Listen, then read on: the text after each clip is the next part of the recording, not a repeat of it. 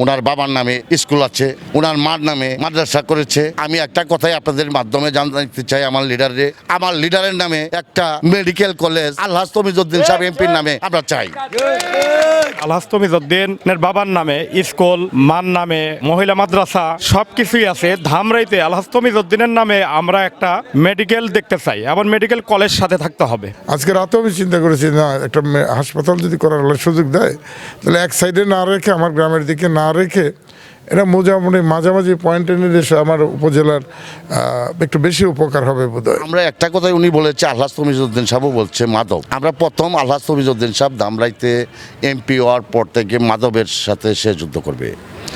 মাদক, সন্ত্রাস, চাঁদাবাজ এসব কিছুই সে রাখবে না, সেটা তিনি বলেছে। আমি আজকে আমার প্রিয় নেতার কাছে একটা জিনিস দাবি করতে চাই আপনাদের মাধ্যমে। আমরা ক্ষুদ্র আয়ের মানুষ, বিভিন্ন গার্মেন্টস সেক্টরের মানুষ, আমরা ধামরাইতে বসবাস করি। আমি 5 নম্বর পর থেকে আমি একটা কথা বলতে চাই, ওনার বাবার নামে স্কুল আছে, ওনার মার নামে মাদ্রাসা করেছে। আমি একটা কথাই আপনাদের মাধ্যমে জানতে চাই, আমার আলহাজ তমিজউদ্দিন, আমার লিডারের নামে একটা মেডিকেল কলেজ আলহাজ তমিজউদ্দিন সাহেব এমপির নামে আমরা চাই। তাহলে আমরা ক্ষুদ্র আয়ের মানুষ এখানে বেশি, বিভিন্ন গার্মেন্টস সেক্টরে আমরা কাজ করি, আমরা দিন আনা দিন খাই। আমাদের ছেলেবেলে কিন্তু ভালো একটা বিলিয়ন ছাত্র হয়, ওরা কিন্তু ভালো একটা ইয়েতে যায়, চান্স পায় না টাকার জন্য।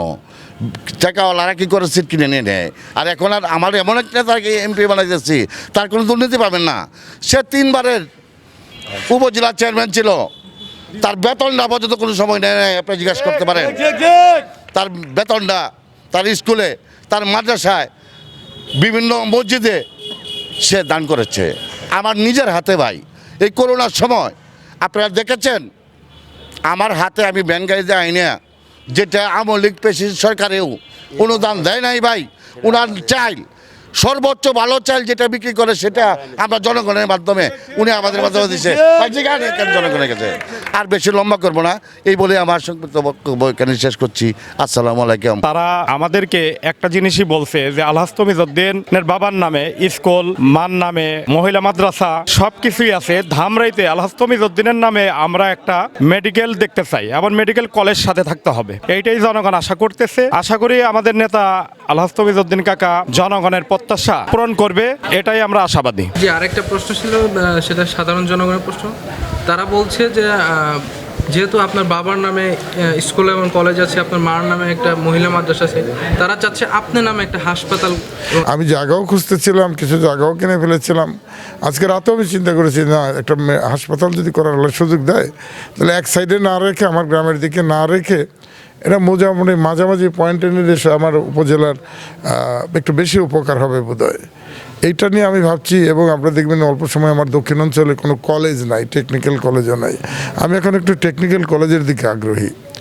আমাদের ঈশাননগর একটা মাঠ পড়ে আছে, দখল রাজনীতিবিদরা করে, দেখবেন বিশাল বড় মাঠ। ওটার পাশে আমি কিছু জমি নিজে কিনেই ভাবছি যে একটা টেকনিক্যাল কলেজ করে দিলে দক্ষিণাঞ্চলটা অনেকটাই স্বাবলম্বী হয়ে যাবে। এবং আমার মায়ের নামে যে মাদ্রাসা, দেখবেন পাশে অনেক জমি কেনা আছে আমার। আমরা একটা চেষ্টা করব, কঠিন হলো, শুধু মহিলাদের জন্য একটা টেকনিক্যাল কলেজ করা যায় কি না, যেটাতে ডিপ্লোমা ইঞ্জিনিয়ারিং পর্যন্ত নেওয়া যায়। তাতে হবে কি, দক্ষ মানুষ তৈরি হবে মহিলারা। আমাদের এখন এই এলাকায় মিল ফ্যাক্টরি প্রচুর আছে আর হচ্ছে।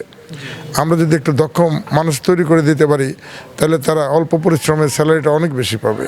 অদক্ষ একটা মেয়ে কর্মচারী একটা গার্মেন্টসে 13-14 হাজার টাকা পায়, কিন্তু ও দক্ষ হলেই পেয়ে যায় 40-50 হাজার টাকা।